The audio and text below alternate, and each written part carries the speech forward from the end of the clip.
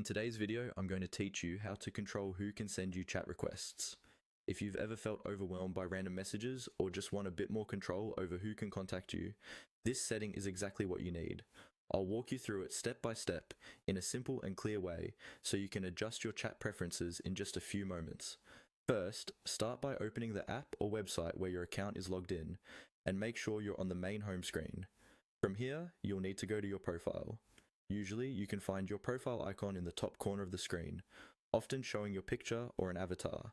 Go ahead and tap or click on that profile icon. This will open your profile area where you can see information about your account and access important options. Once you're in your profile, the next thing you want to look for is the settings option.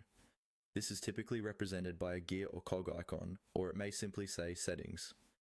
Click on settings to open your account settings menu. This is where you manage how your account behaves, including notifications, security, and in this case, privacy and chat controls. Inside the settings menu, look for the section labeled Privacy. Privacy settings are all about who can see your information, interact with you, and contact you on the platform. Click on Privacy to open that section.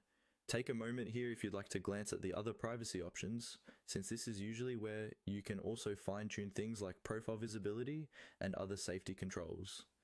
Now, within the privacy area, find the option that says, Who can send you chat requests? Go ahead and click on that. This is the key setting that lets you decide who is allowed to send you new chat requests. Depending on the platform, you may see options such as allowing everyone, only people you follow, only your contacts, or possibly no one at all. Choose the option that best fits how private you want your messages to be.